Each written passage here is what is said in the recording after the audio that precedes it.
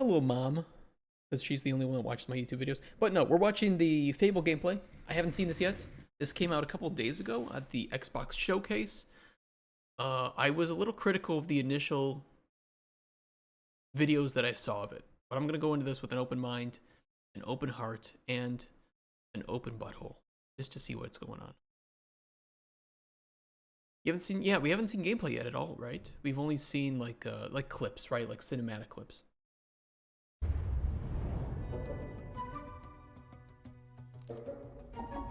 Where's the gameplay? Hi, welcome to Playground Games, where I'm thrilled to share our very first deep dive into a game we've been making here for a really, really long time. It has been a long time, hasn't it? It's been like over 10 years? No. How long was it since the last Fable? 2010. Okay, yes it is. Fable.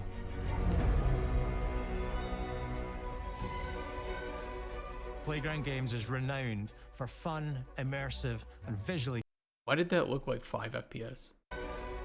Playground Games is renowned for fun, It looks really low immersive, FPS, is and that just visually me? stunning open-world experiences. Okay, go for it. Since 2010, we've In been development. developing the Forza Horizon series right here in Royal Leamington Spa, a charming little town in the middle of spa? England. As Horizon has grown, so have we. Over the past few years, we've built a new team to carry that reputation into a new genre that we are incredibly passionate about.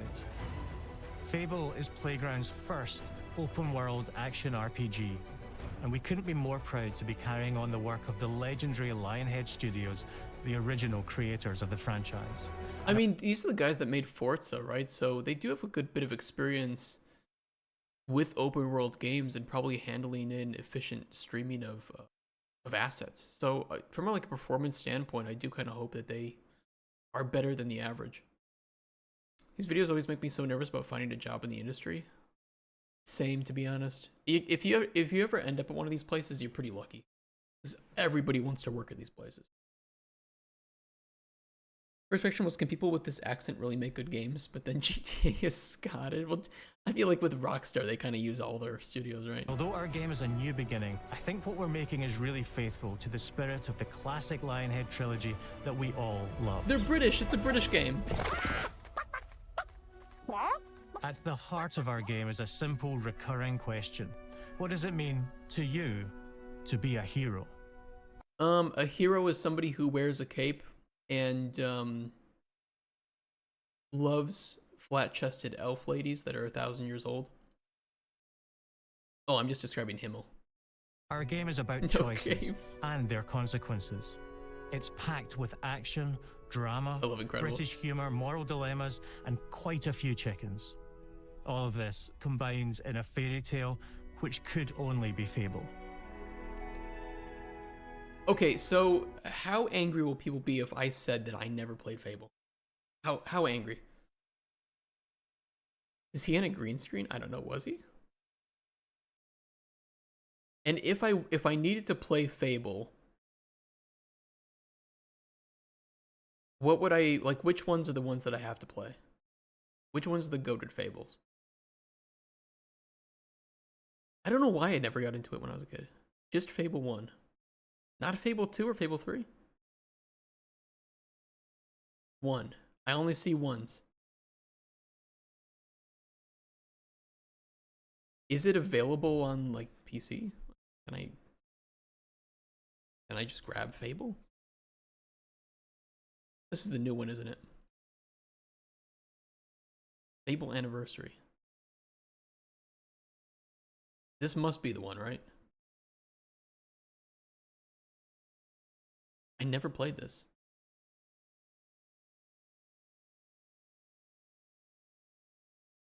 How long would it be to play this game? You know, I don't want to take too much time off this year to play games, but, you know, I do like playing games.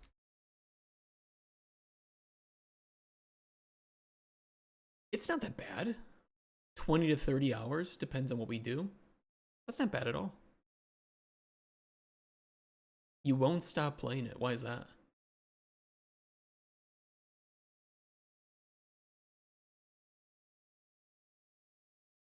And why do people not play Fable 2 or Fable 3? It's a real game.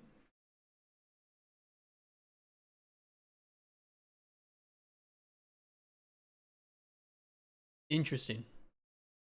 Interesting. Okay. I mean, I'll look into it. I'll look into it. And if did they announce a release date for this? Is there an announced release date, or is it just this year? Sometime this year, they want to release Fable. Game is nearly as old as I am. Yikes. Autumn. Ooh, Q3. Yeah, you know what? We'll see what's on the docket. We'll see how it looks closer to the release of Fable if they announce a date.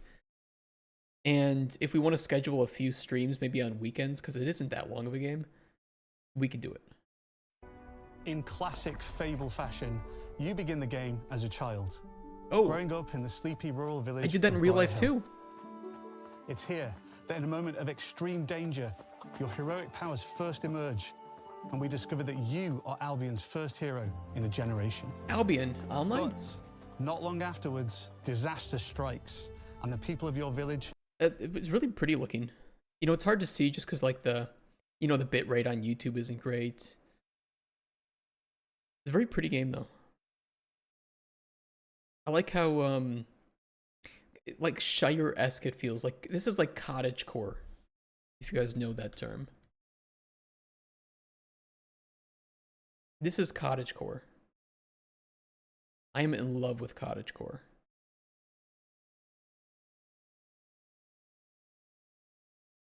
Hell yeah. It's here that in a moment of extreme danger, your heroic powers first He'll emerge, be overusing it. I wanted to do that for Cold Chronicles. First hero in a generation. It's such cottagecore, like Shire not long vibes. Afterwards, disaster strikes, and the people of your village, including your beloved grandma, are turned to stone by a mysterious stranger. Not me, Ma.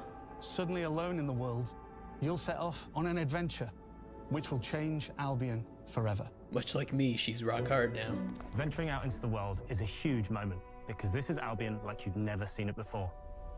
Well, I'm seeing it rolling now. Hills, magical forests, bustling villages, sleepy hamlets. You know, I think that they're going to be... So, this is not a criticism of the game, but I do notice right now people do not like atmospheric fog. They're going for like this mix between realistic and stylized, and I think it's really good looking. But I know there are some people that the first thing they do is going to be removing that atmospheric fog. And I can't necessarily blame them. But it's just, you know, maybe it changes. Like maybe it's with time of day. Like maybe during the morning you have more of that fog, and then as, you know, it warms up, you have less of it. I don't mind this, and I think especially it looks good in like these darker settings. You have which this will change lower Albion hanging forever. fog. Venturing out into the world is a huge moment because this is Albion like you've never seen it before. It feels Idyllic physical, rolling yeah. hills. If it's volumetric fog, I don't know what engine they're using. I don't know if this is Unreal Engine 5 or not. Have they said so? Do we know what engine? Is it the Forza engine? I don't know what engine Forza uses. Might be the Forza engine. What engine is Fable? Forza Tech. Yeah, okay, it is. Magical forests, bustling villages, sleepy hamlets, oversized vegetable patches. Oh, I love it. It's like James and the Giant Peach, right? Is that the name of it? We don't get this enough. We don't get this kind of oversized feel enough. I really like it though. Reminds me too of kind of like the pumpkin patch in Harry Potter. I think specifically in Prisoner of Azkaban. And stunning vistas. Medieval And because our Albion Lambo. is truly open world, for the first time, you'll be able to explore for this somebody to rich and mod that detailed in. world seamlessly, with the freedom to go where you want from early in the game. We can't wait to welcome you. So, okay, so you can go anywhere you want at any point in the game. I like that. Is the world leveled or de-leveled? That's what I want to know, because I really like a world where you do have those tougher challenges that you're not supposed to be able to complete early on.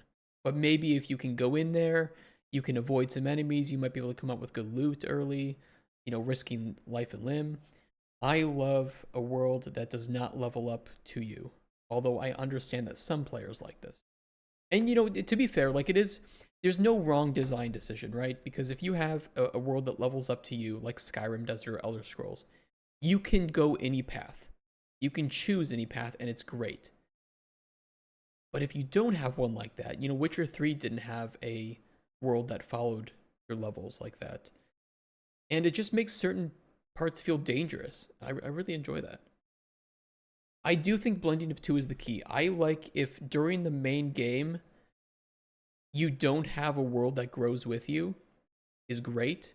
But then once you hit like a certain level or you beat the game, I don't mind if you have that choice to turn on leveling.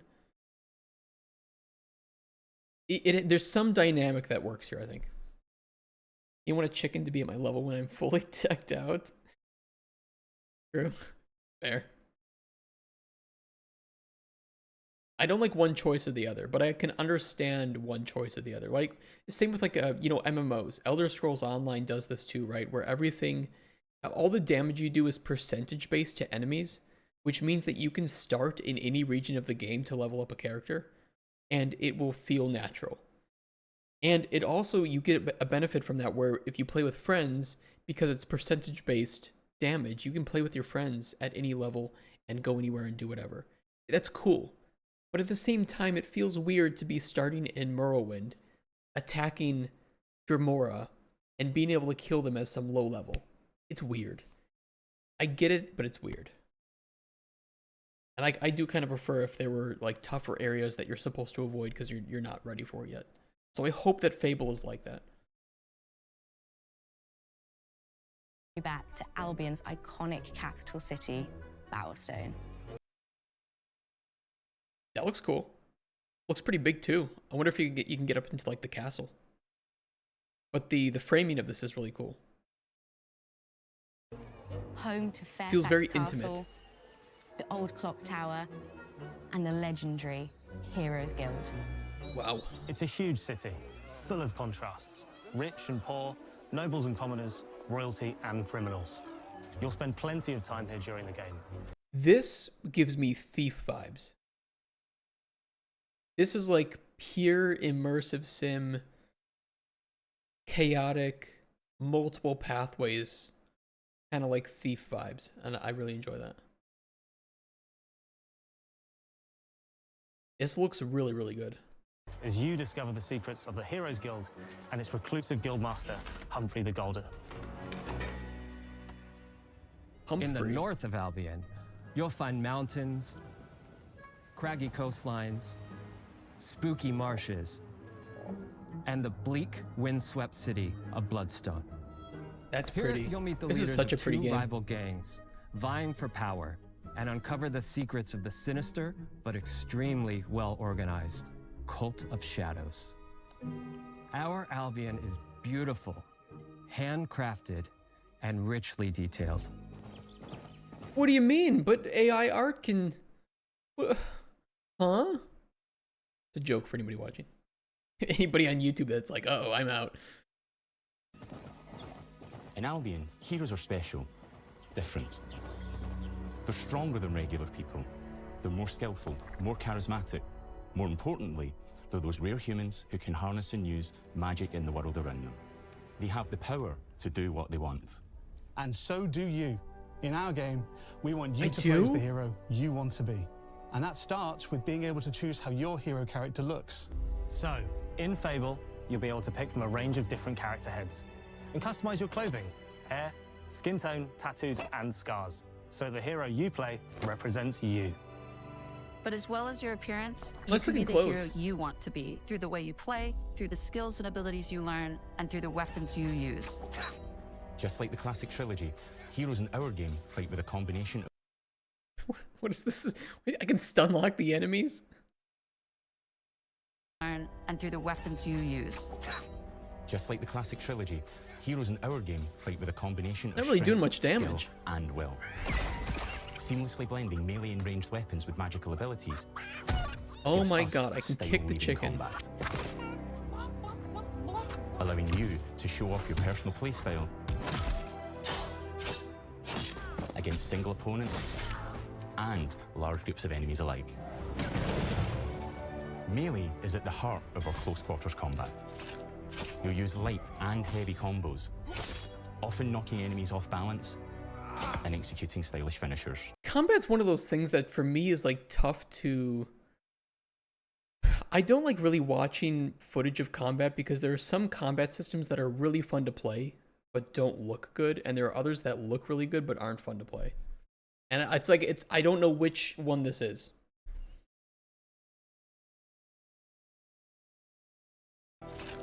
You'll use light and heavy combos, often knocking enemies off balance and executing stylish finishers.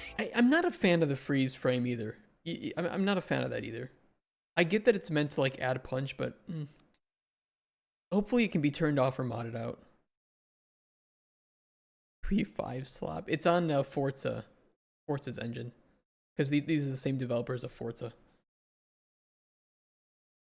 What if it's just a Dark Souls clone? I mean, we'll see. I don't like... I can only tell you if the combat looks good or doesn't look good. And I think it looks fine. It might be more fun to play. Because, like, Dragon Age Veilguard, by the way, like, is a good example. That was a pretty fun combat system. But it may not have looked as fun. But it was enjoyable. And, you know, it was coupled with the rest of the game. So people kind of judged everything when, in reality, Veilguard had pretty fun combat. Opponents and large groups of enemies alike. So we'll see which one this is. At the heart of our close quarters combat. You'll use light and heavy combos, often knocking enemies off balance and executing stylish finishers. Swap to your ranged weapon to bypass enemy guard and deal with troublesome flying enemies. It's a cool design. And of course, you'll be able to unleash your powerful spells to both manipulate and devastate your opponents. So, like, can you play... I don't know if this is, like, similar to, like, the first Fable or not, but can you play as, like, full melee, full spellcaster, or are you meant to do a blend of both? To be bringing back or do we some not know fan yet? favorite adversaries for you to fight.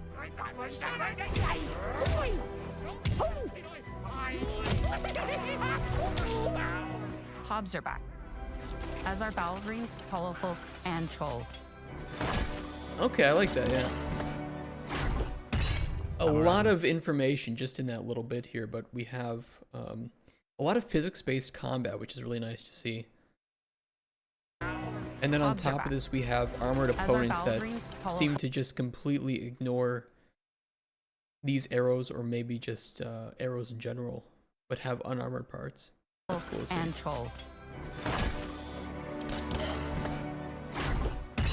And we're adding brand new enemies too, like this fearsome cockatrice, a giant fire-breathing chicken. Each enemy family is different, with their own weaknesses to exploit and defenses to overcome. But with all the unique tools in your combat toolbox, how you defeat your enemies is up to you. Forgive the comparison, but it feels very like Witcher-esque. But there's Which more is a to being a compliment. hero in Albion than fighting, so much more. When we talk to people about their favorite memories of the original games, so many of their stories were about the stuff you can do when you weren't just being a hero. The normal, everyday stuff which happened when you interacted with the people of Albion. For me, what I remember most vividly are the inhabitants of Albion, and the things you can do with them, or to them. The crazy bang thing them? about the classic Fable games was that in the middle of a sprawling RPG was almost a complete other game, where you could just mess around with the villagers and townsfolk. And we've built that same experience in the middle of our game too. Okay. Buying a house, getting a job, making some money. Romancing a villager, getting married. I can bang them. Fancy a date? Perfect. You can get to know me better. Okay, but you're paying for the meal. NPCs live 24/7. Not a fan of the live sim stuff, but a lot of people will. For me, like, it just depends on how well it's... Like, you know, what does it do to the gameplay? Does it just allow me to relax a bit? I don't know what it means yet. I mean, maybe I'll see this in, like, the first Fable game when I play it, so... I just can't judge it because I didn't play the first Fable. Perfect. You can get to know me better. Buying another house. Buying every house in Albion. Buying every business in Albion. Buying every house? Like you can buy any house, or you just buy like certain, like, you know, free houses, vacant houses. Buying another house. Buying every house in Albion. Buying every business in Albion. And probably certain Getting houses. rich. Marrying a bunch more people. Having a bunch more kids. Okay, interesting. Can you do something with the kids though? Or are they just like Skyrim kids? Or Stardew Valley kids? Which would be even worse because well, actually no, the Stardew Valley and the Skyrim ones just didn't grow up and you couldn't do anything with them. FBI, open up! No, that's not what I mean. Close the door. Probably getting divorced along the way for good measure. Get divorced. And this game within a game is unique to Fable. It's systemic, interconnected, and you see the ripple Can I get my effects of kids the things killed? you do everywhere you go. Give me an example. And all of this revolves around the people who live in Albion, who we call the living population. There are more than 1,000 of them, and every single one is unique. Each of them has a name, a role, a daily routine, and their own personality. Okay, so we saw like Each of them has a name, a role. Parminder, Vein Commoner. There are more than 1,000 of them, and every single one. Is he kind of walking with like a female animation? We call the living population. There are more than 1,000 of them, and every single one is unique. Each of them has a name. Kind of weird looking. Maybe they just accidentally set that or something. He's kind of got the female walking animation. A role, a daily routine, and their own personality. You could follow any one of them for a day Zesty. It's and pretty just watch them zesty. live their life. They'll get up, go to work, spend some leisure time on hobbies, then go home to bed. But what's even cooler is that you can talk to every single one of them. This is and fully this voice- is all great promise. Like, it sounds cool. It sounds great. But you know, this is also stuff that you could say that you could do with like an Elder Scrolls game. And it's not like that system went super deep. So I want to see some examples of I just need to see more. It's all big promise, it's a lot of scope. Yeah, I fear that the depth might be like a puddle. You know, it's kind of like Baldur's Gate 3 where they said, what was it, like over 50,000 endings, and it's like, no, you have 3 endings. You don't have an epilogue until they added it later. You know, what are we looking like here? I need to see unedited gameplay. Like, give somebody 30 minutes of unedited gameplay, and I just want to see it. You want to play as Omar a little? Maybe you can. I mean, if what they're saying is true, you could be like you could be a menace, and people will like run inside. Omar coming. conversations and interact with them in loads of different ways. Maybe the job they go to is working for you because you hired them to work in one of your businesses. Hey, you. Working hard? How can I help you, boss? Maybe the bed they sleep in is But it's like, okay, they show that, that's cool. Like, you can hire the commoners. But if that's the extent of the interaction that I have because I hired them, which probably is what it will be, you know, they're kind of overhyping this a bit. What they've created are commoners that you can do certain things with. And these commoners seem to not have anything beyond that. They're basically just based NPCs that likely don't have a backstory or have like a super small one. And they all have the same back-end support for you can hire them, you can marry them, things like that.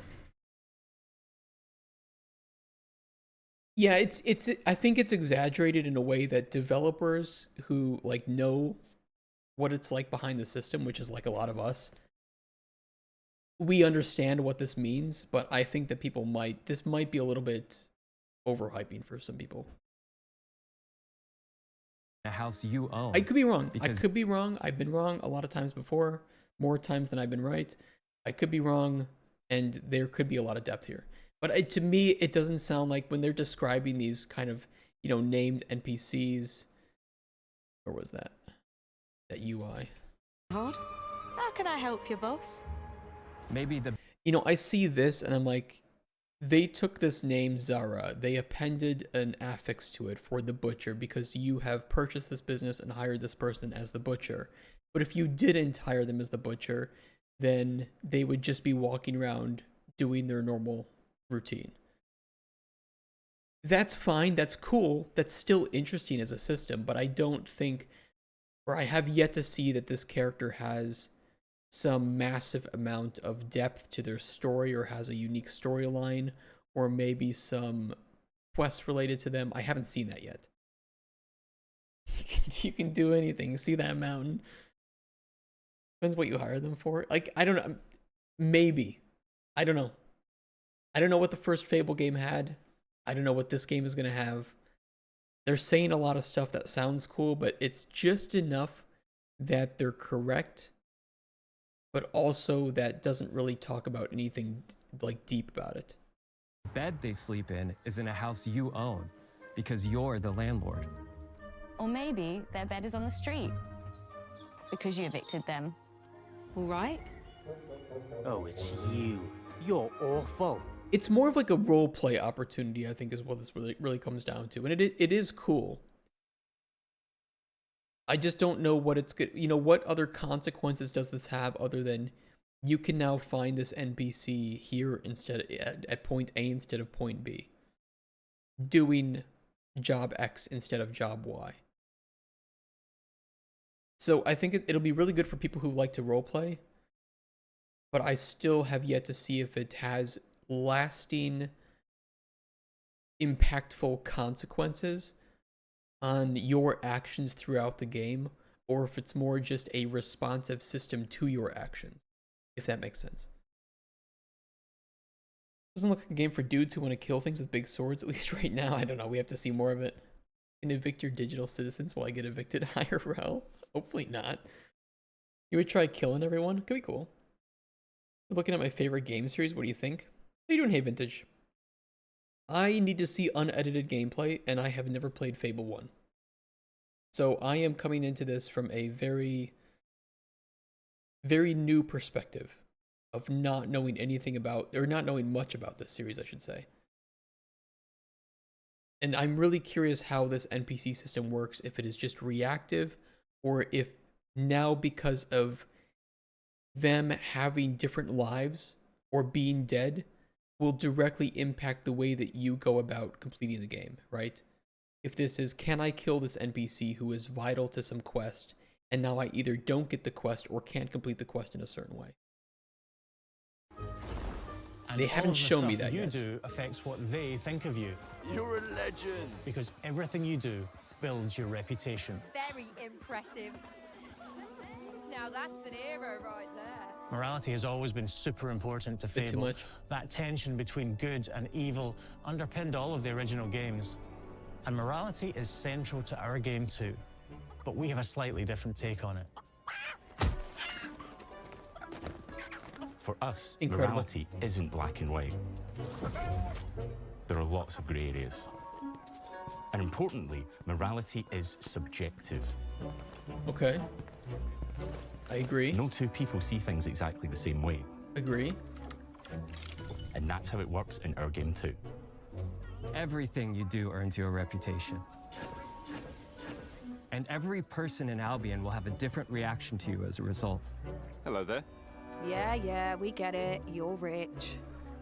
They'll remember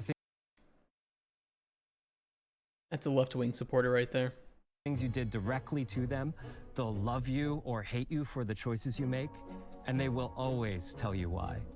Although, usually from a safe distance.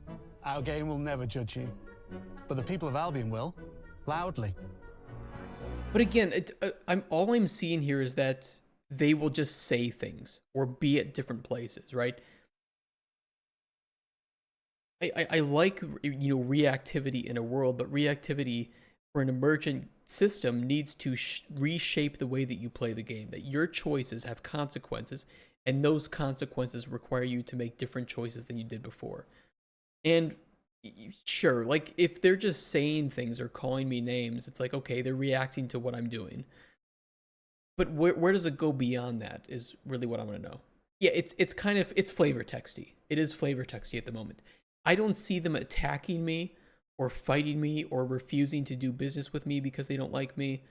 I haven't seen it yet. Maybe that's the way it works, but this, quote, deep dive does not feel very deep to me. Is there something in that article, Hey Vintage? I will take a look at that in a sec. Got many very pretty hammers. We've just got to see one hidden nail. Yeah. They said it was a deep dive. They used the term deep dive. I'm nearly 100% sure on that. Imbecile. Your reputation is created by the choices you make. Okay. And you are going to make a lot of them. Big choices, little choices, moral choices, and some choices that will actually change the landscape of Albion for the rest of your game. We call this idea, your choices change the world. Let's give you... That's a crazy name for it. I never would have thought that would be a viable name for choices changing the world. That's great. No, I wonder if they will... it's just... It's just something weird that like developers sometimes do is they'll think of like these names for systems, and there's such obvious names that I really don't feel like they should be talking about it like that. We call this system Your Choices Matter. I'm blown away. What a revelation. But I need to see examples of how this works and whether or not it's like you know, this person will remember it up in the left-hand side of the screen, or something that's as bad as Dragon Age Veilguard, where it's like, because you said this earlier in this story, the character reacted this way. And I'm like, stop it! Stop! Stop telling me! Stop telling me that my choices have mattered. Fuck! I'm smart! See, it sounds like they took it right from the Sprint story. As a player, man, as a player, I would love if my choices changed the world. I'm like, that's amazing. An example. Are they not showing us? Okay, they're gonna give us an example. Early in the game, you'll meet a character named Dave, an egotistical gardener in a rural village who discovers a magical growth formula. Okay, but this is something that's part of the main story. So that's cool that choices in the main story will impact how the rest of the story goes.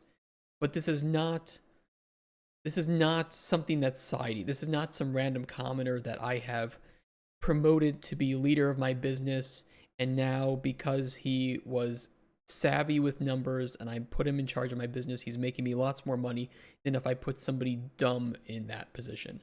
Like, that has some consequences. Or because maybe he's savvy but ruthless, he doesn't serve certain types of commoners. You know, where's the meat to this? Because you've like built the system and then there's no utilization from it. You've created the first part of emergent gameplay, but not the second part, where it's supposed to change the way that I approach the world. He accidentally turns himself into a giant and becomes a big problem. It'll be your job to deal with him, and ultimately it will be your choice whether to kill him or to spare him. If you Okay, two choices, okay. kill him, his giant corpse will lie on the farmland just outside of town for the rest of the game. Okay. And that is going to affect house prices. It will also affect what... Rest of the game. And that is going to affect house prices.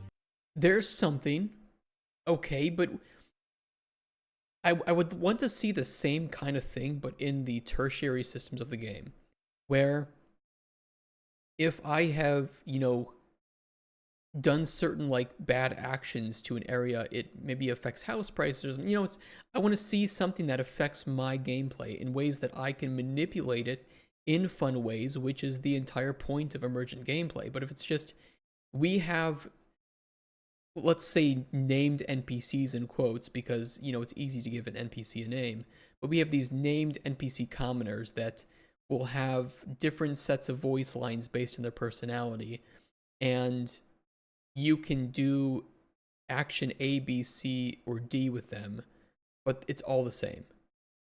You know, and they're all like main character sexual, so basically, you know, they don't really have that much depth to their It's just like, okay, you can have kids. It's like, well, what do the kids do? You can buy a house. Well, what do I do in my house? You can hire this person to work at your shop. So, what's the difference between hiring NPC A and NPC B? It's like I guess it's for like role playing, but there isn't really much choice to it. So, I don't really feel excited by what I'm seeing because I haven't been told why I should be excited. It will also affect what a lot of the villagers think about you. Especially those, sister. In Fable, the choices you make will define you. What does being a hero mean to you? You haven't told me. At Playground Games, we've built a pedigree for beautiful, immersive, open-world experiences. Yes, they've typically involved sports cars, but this is a passion project for all of us here. Every member of this team, which we've built from scratch, has two key things in common: a deep love for the franchise. They're humans. And a burning desire to bring it back. They're not all humans. We're making this for Fable fans just like us, but also to introduce Fable to gamers who've never played the series before. It's been great to finally tell you a little about the game we're making. There'll be much more to share as we get closer to our launch. I'm excited to tell you today that Fable is coming to Xbox, PC, and PlayStation in autumn 2026. Okay. From all of us here, thanks for watching. Interesting. You think they're extreme left? I don't know if they're extreme. I didn't see anything political in their game. It looks fun to me, but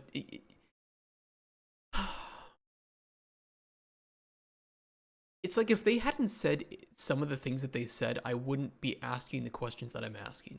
And when I jump into the game and I realize that it's not very deep, I wouldn't be super upset. I would just say, it would be cool if maybe if they worked on a sequel to this, that they make this a bit deeper. But they almost build out some of the things that you can do in this game to make me think that there's depth to it, but then they never tell me what the depth is. And I don't know if that's just me seeing it or if I'm being a bit cynical. I think it's really cool that you can have this. Of course, you probably don't place all these props, right? You might just you buy, quote, furnishings for living room and you have these placed automatically. And you have these kids, but okay, but can the kids grow up? Can you do anything with them? Do the NPCs that you meet have backstories? Because otherwise it's basically just, here is a character model that you can do certain actions with, but the actions don't really impact the wider world. They impact the NPC, but not in a way that feels like it's like The Sims or something, The Sims is one of the best examples of a life sim, of where you can do one thing and it does impact the people around you, and it has those chain effects. I don't see the chain effects here. Previous games haven't been that deep. Not saying the new one won't. It's been almost 15 years, but I would kind of expect, I don't know, maybe it's just the way they're framing it, where if they hadn't framed it in the way they did, I wouldn't have a problem. But it's like saying, oh, our game, every choice matters. But then it's, it's like you just get to choose between different flavor text and one or two endings. And if you hadn't said that, I would have been happy playing your game where there were choices. So we'll see. Maybe it has it, maybe it doesn't. But right now there's too many questions that are left unanswered. From my perspective. Do you want to read this? Oh my god, there's a lot to read here.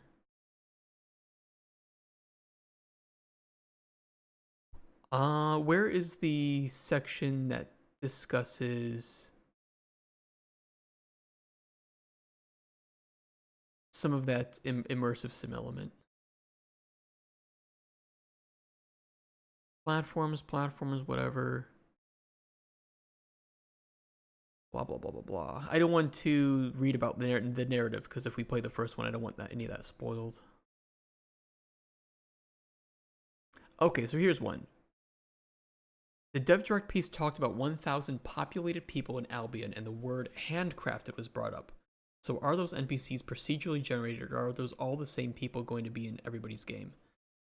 They're handcrafted. There's a lot of things about the way we have built the living population, which I think you could be forgiven for saying is just nuts. We maybe once thought could procedurally generate them, but we abandoned that idea quite a long time ago because we wanted to craft every one of these NPCs from their name, to their appearance, to their personality traits, to their moral worldview that I talked about, to where they work and where they live and what their family unit is.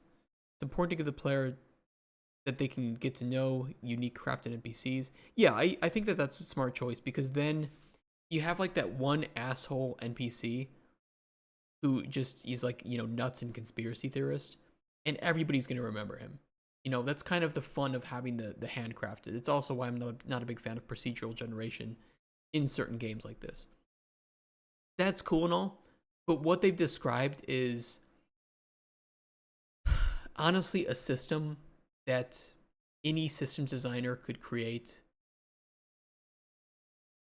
It's not too complex or deep, at least for what they've said so far. But the way that you could use this could be massive and could create a lot of emergent gameplay, but I just haven't seen that yet. Like I said, there's 1,000 of them in the game. You can go and speak to every single one of them in fully voiced conversations. You could marry. It'll be a bit of work, but you can marry them all. You can have kids with them. You can hire them. You can fire them. They're just great fun. It's not a bad system, but I think that they talked it up too much. It's a really cool system. They shouldn't have hyped it up to sound like it's something more than it is. And I think that you're going to have people that land on one of two sides of this. People who expect a little and are given that little, and people who expect a lot because of how it sounded and are upset that it's not going to be as much. Act as a sort of Greek chorus, if you like, reflecting your choices and your morality back at you. So as you walk around, that's classic Fable, people catcalling you in the street, telling you what they think of you. I don't want to see too much of this, though. I know that you're a hero and you are kind of like somebody who's known, but it's kind of annoying if you're just walking around and it's like everybody is commenting on you. It could go one of two ways. It's either like Oblivion, where it's funny, or it's kind of annoying, where it's like, just please shut up. Just please shut up. You expect a little side. I think you're probably on the right side of this, hey Vintage. With at least the way that I think about it, I don't think it's going to have that crazy level of ImSim element that we might, want ideally from like The Sims or something. Or a story generator like RimWorld or Dwarf Fortress. It's complete, not throwaway moment in the Dev Direct, but just a little quick second of gameplay when the team's talking about that, where it's like you get labeled as a miserable twat or something. I was like, that's Fable. That's as British as it gets here. Yes, on the same track. Fluid, good and evil system, morality. Will you physically change appearance like you classically did in the original? I do know about this.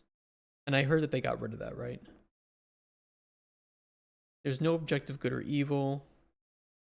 I want to see a good example of this, though.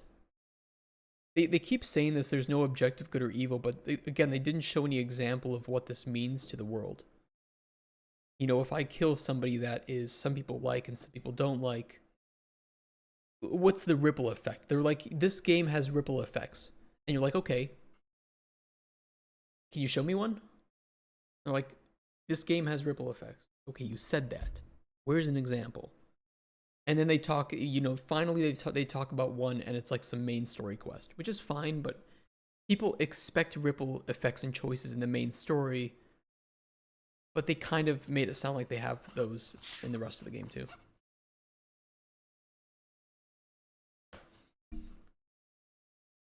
Past game promotion was awful for saying there's not perfect choice, and in the actual game it was press X for good choice, press Y for evil. Yeah, it would be like saying that there's no objectively good or bad, but then you have the Paragon and Renegade system. Although that was more like be a dick or be nice kind of thing, right? Not necessarily be evil. I liked the Paragon system for what it was, but it was definitely nothing deep.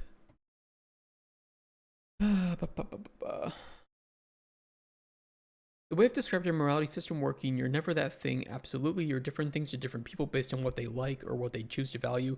What that means from like a developer perspective is there are certain traits, personality traits, and probably actions that each character is given. They probably did generate this, to be fair, from like a set of, being able to easily click on things, but really that's what they've done. And if you do an action that classifies as a certain thing, that NPC will have its, like probably like a morality point removed, like their perspective of how they view you. As I mentioned, it's good, it works. We'll see what it looks like though.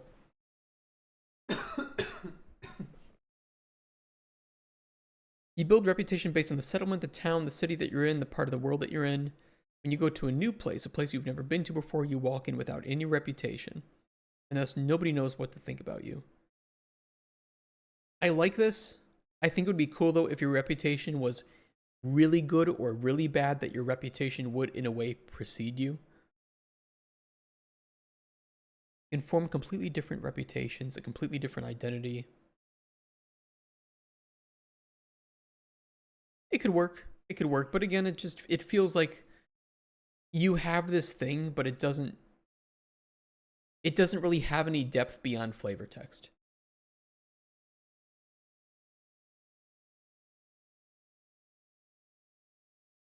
The previous games did have semi-complex economies. That's pretty cool. Yeah, I like that. Impact the items for sales and their cost in those areas.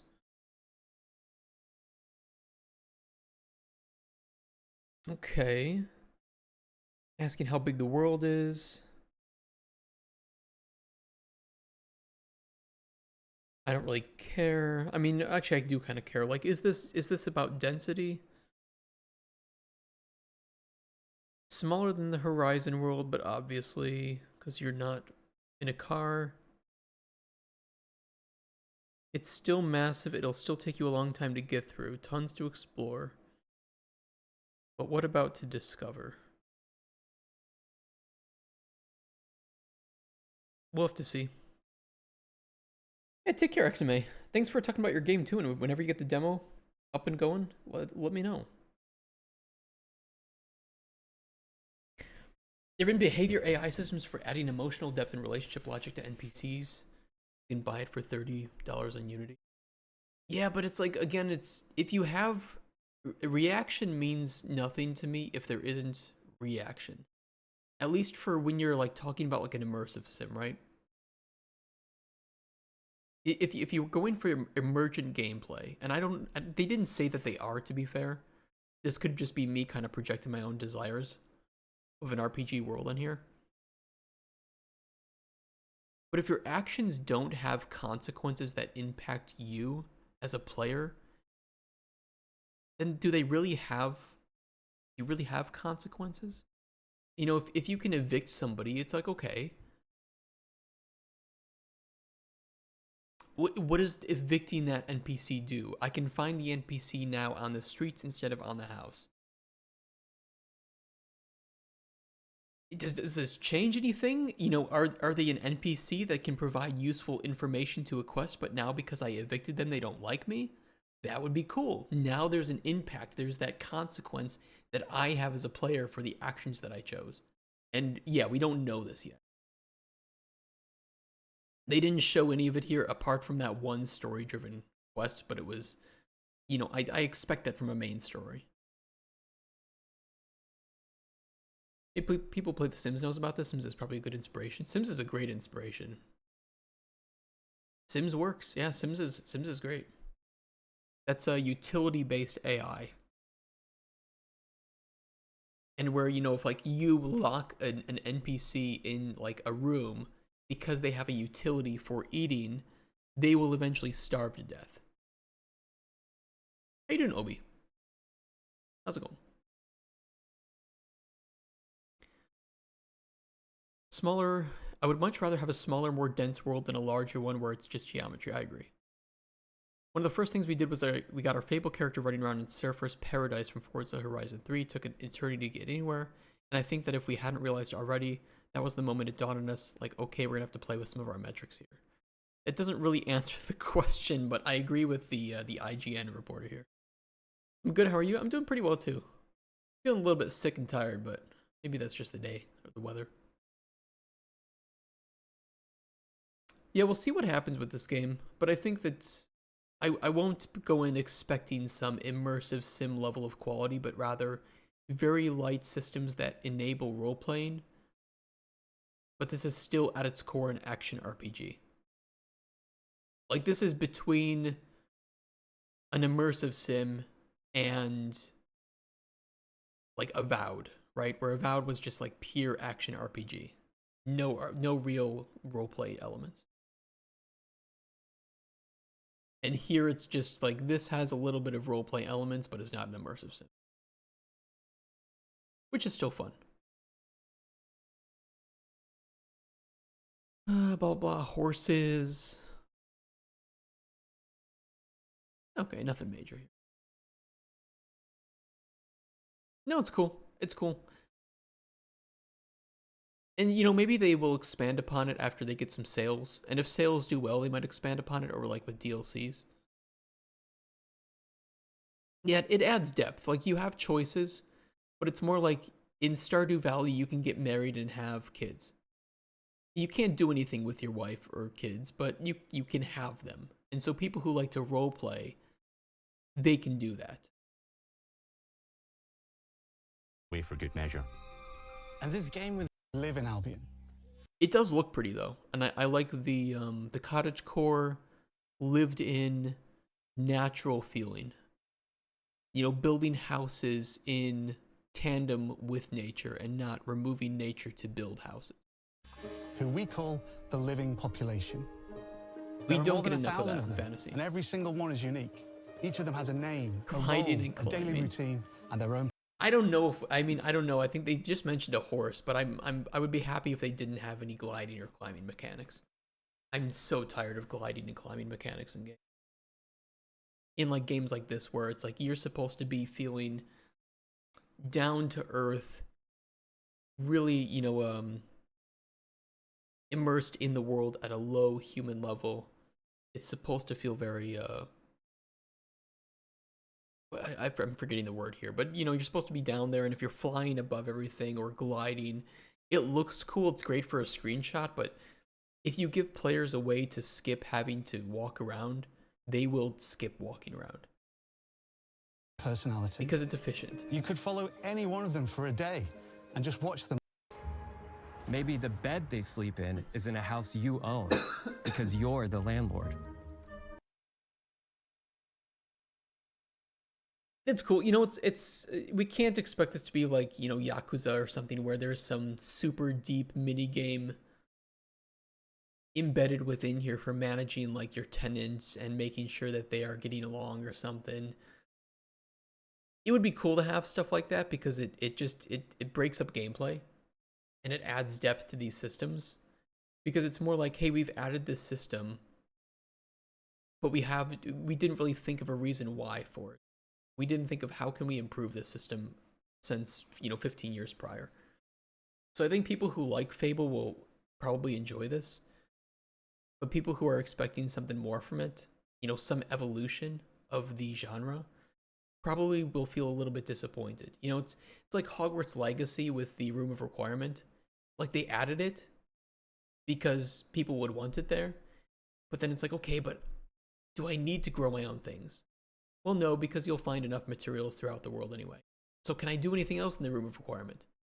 Not really. You know, it's there.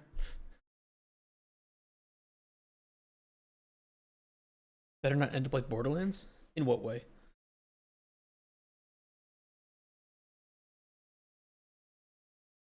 It feels good though. It feels great. I'll play it. Maybe it will play better than it looks here. Like with some of the systems that they built. But a lot of the depth feels very puddly. It's very direct. There isn't a lot going on behind the scenes from what it looks like. Legend. because everything you do builds your reputation. Very impressive. This makes me think of like Infamous, where depending on how you played Cole McGrath morally, you would have like people taking pictures of you and like coming to crowd you, or if you were evil, people would like throw rocks at you. And like police would attack. Like even then, I will say Infamous is morality system kind of had more depth than this does.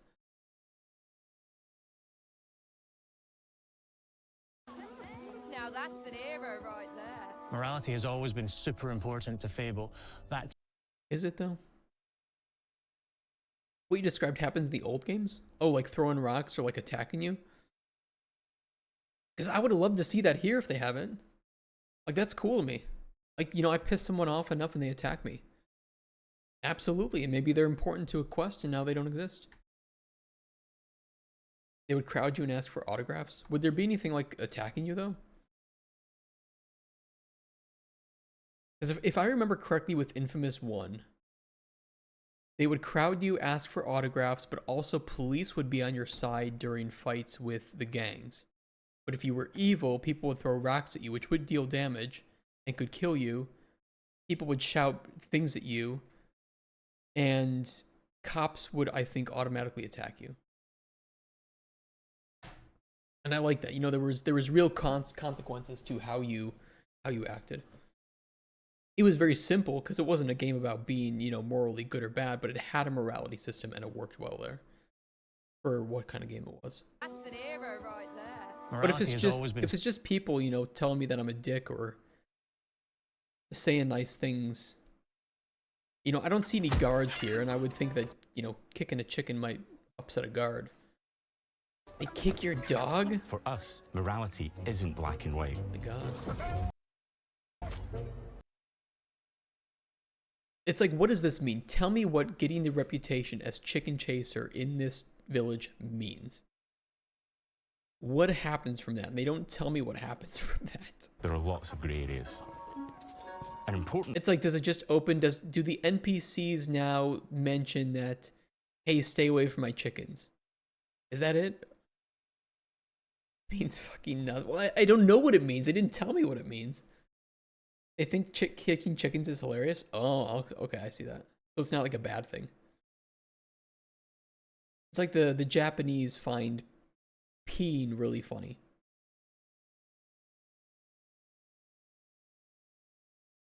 Achievements for completionists? I know, but it's just, I feel like this trailer is like really surface level.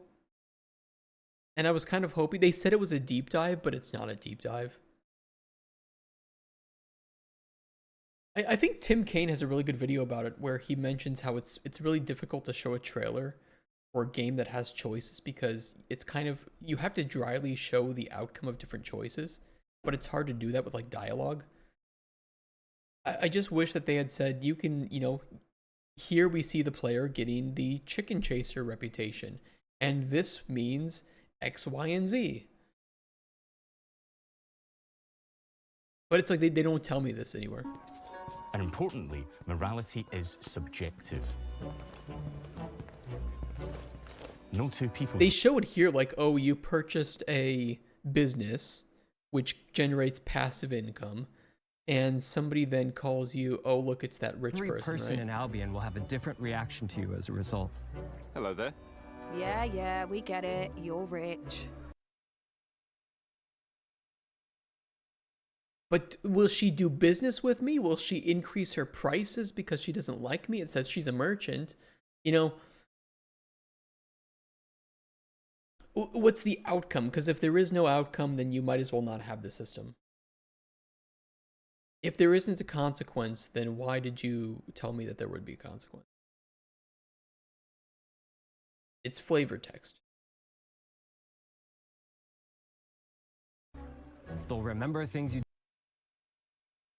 It says dislikes me. Like, okay, will she not marry me? Maybe. But can I get it back by giving her gifts? She thinks I'm a rich twat. You know, it's like I see the like the breadcrumbs, but they never show me the bread. Like, is it impossible to romance her, or is it just harder to romance her? Do I have to give her more gifts now? And to me, it's like this. That isn't much of a consequence if it just means that I have to give her a couple more flowers.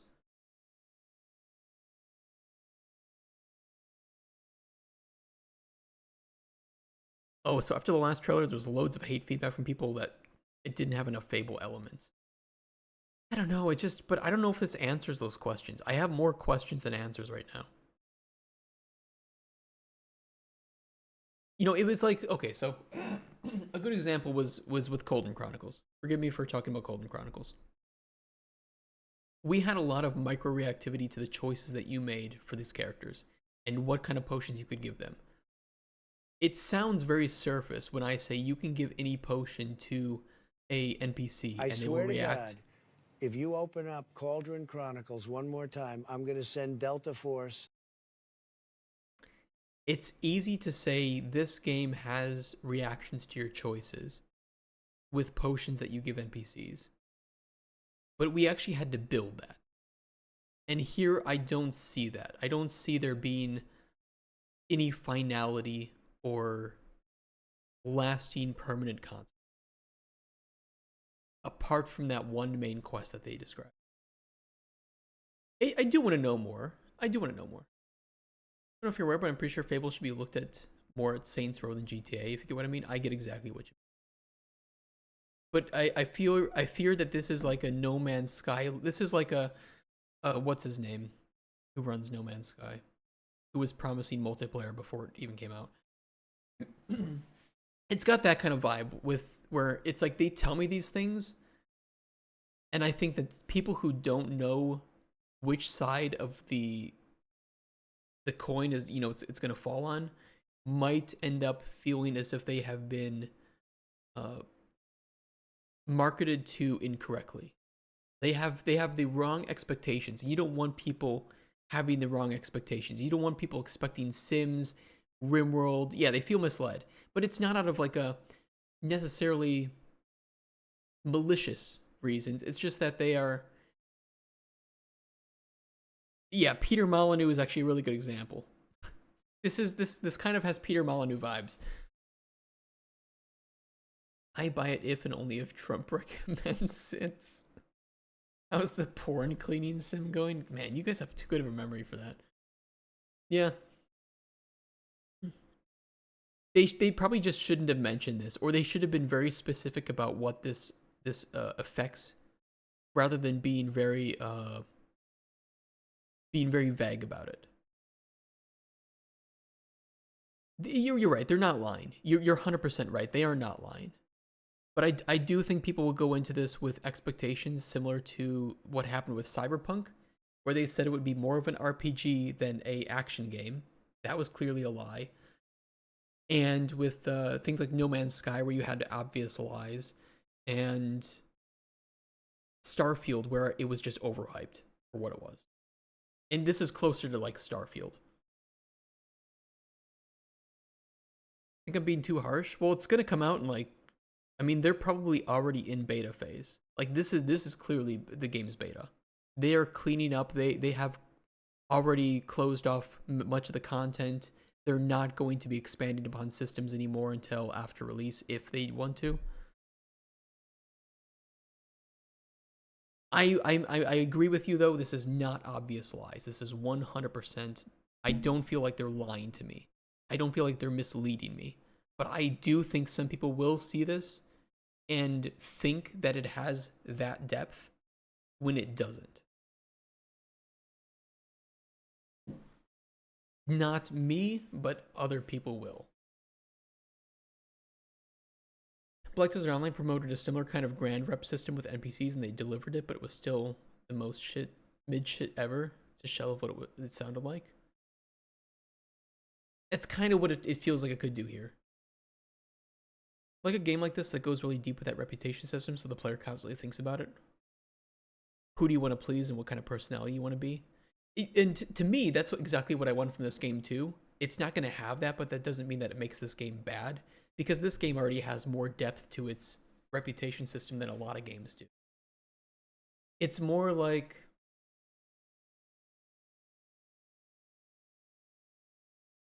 it's just when you say that your game has a reputation system and you don't define what that means very clearly, it's much like a design document, right? Or you're pitching a game to a publisher or to a team, and when you say our game is going to have a reputation system, everybody in chat, all of you would have a different definition and idea in your mind of what that is and what it should be.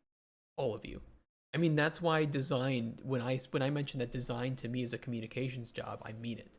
Like, game design is almost 95% of what I do is just communications. The rest of it is problem solving. And here it feels like they have kind of miscommunicated this in a way that is easy to interpret. One of, you know, two very different pathways of where this is going and which direction they want it to be. And people who played Fable 1 might be okay with it, but for people who didn't play Fable 1, and I would imagine that because of the age of Fable 1, a lot of people jumping into this game will not have played Fable before. Kind of like Baldur's Gate. You're right, they did mention that it would be a main focus, but I fear that this won't have the depth. If they want this to be a main focus of the game, I fear that it won't have enough depth for a certain niche of the players. They did say they wanted to use the game to introduce new people to the series. Makes sense. And I think it's smart. And I think that this is more of a casual system, but I wouldn't doubt if this game has either a pretty equal mix of male to female players or actually leans more female than male. In fact, I would probably say that this game will have at least a 60% female player base. And when you're dealing with a female player base, these are Sims players. Most of the people who play Sims are females, and I wonder if they might be a bit disappointed with the lack of deep simulation here. But they are traditionally more role players, so maybe they will be okay. Maybe they will. They're marketing to you, yeah. No, I think, if I think about it, like, yes, this is likely going to skew female, but females are really, really good at role playing compared to a lot of men. This is generalizations, by the way. Just keep that in mind, generalizations. But when we're thinking about game design and who you're marketing to, you do think about generalizations. So maybe not having super deep systems does give the ability to roleplay a bit deeper than a like raw story generator, like RimWorld or Dwarf Fortress, which I would say probably skew pretty heavily towards males. Interesting. YouTube pitchforks. I'm just stating facts. Like, if you ask who spends more time in a character creator, it's women. If you ask who primarily plays The Sims, it's women, and that's fine. It's good for that. But maybe it's okay. Maybe maybe this is not directly targeted and marketed to somebody like me, as much as it might be the average open world female gamer, or even one that doesn't play a lot of open world games but played like Baldur's Gate 3 and enjoyed it.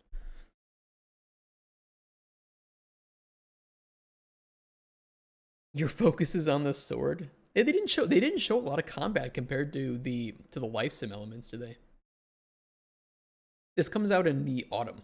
Quarter 3, I assume, is probably what they mean. Which is a little bit scary. They're gonna have to launch this before GTA 6. Because there's gonna be some overlap. Probably not a massive amount, but there will be some people that, if you release this too close to November, it's gonna be a bit of a trouble. Your community was built around the old Fable games. I'm trying to think if it's more women or men. Oh, that will be impacted by me being a dude. Yeah, there might be. The old Fable games, though, are a little bit tough because old Fable came out at a time where most PC gamers and most like gamers on consoles were men. And since that time, it has evened out. But you see much larger split of female gamers in certain genres and platforms. For the platform that Fable is coming out on, PC and consoles, it would be more evenly split. It is an action-driven RPG with life sim elements. So that's going to, the action part and the open world part do skew it slightly towards male, but the life sim elements skew it slightly towards female. So it's like it's either going to be really, really even, plus minus 5%, or it's going to skew a bit more female, if I had to guess. But I don't think we'll ever know for sure, so it's just speculation. Attract a big LGBTQ audience. That's true. Yeah, you're right. That will be a pretty big aspect to it. Played Fable back in the day, not very memorable. Remember having disguises was a big part of the gameplay. I'll still play the first one. Want to see the statistics on sick days used around the drop of GTA 6? Hey, I can only say we will be 100% playing that when it comes out. This game looks beautiful though, and I love the James and the Giant Peach, or you know, even this, like the you know, the Jack and the Beanstalk kind of vibes. Very like Mother Goose style fantasy, but a little bit more down to earth, I would say, than like Mother Goose. It's cool though. Jack and the Beanstalk. Thank you. I forgot the names of those for a second there. They did not show a lot of combat though. The weapons you use. Just like the classic trilogy, heroes in our game fight with a combination of strength, skill, and I am will. not. I only know that it's British Seamlessly humor, but I do blending like melee British and ranged humor. weapons with magical. Like really just dry stuff, you know, old Monty Python. So I think that I will like the humor of Fable a lot, an awful lot. Abilities gives us style weaving combat, allowing you to show off your personal playstyle against single opponents and large groups of enemies alike. The combat looks nice though. Melee is at the heart of our close quarters combat. You know what I'd really love to see is like 2 videos, like a deep dive of just a single unedited exploration of a dungeon. I want to see that, or like some open world exploration too, and a deep. I'm sure they will do more deep dives, right? Because this is just the start. They have a whole 3 quarters of the year to market this, and I'd like to see a bit more about the life sim elements, so that I can just get a clear, accurate answer for these questions that I have. Because I'm not going to be upset if it goes one way or the other. I just want to know which way is it going. And I'll be like, I wish they added more depth, but you know, hopefully they sell enough to make a sequel. And you know, I can be looking forward to Fable. Would this be Fable 2 if they make a sequel to this? Fable 5?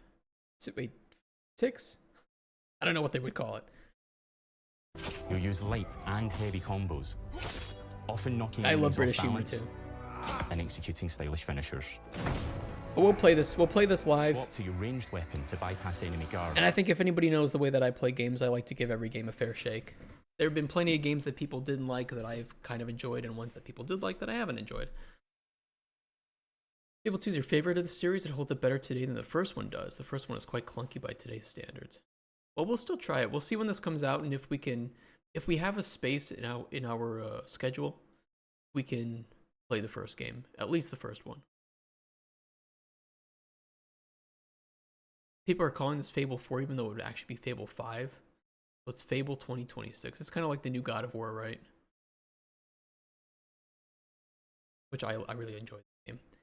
But yeah, hey, if you're watching on YouTube, I know that was a bit longer, but there was a lot to think about with this one, so hope you enjoyed that video.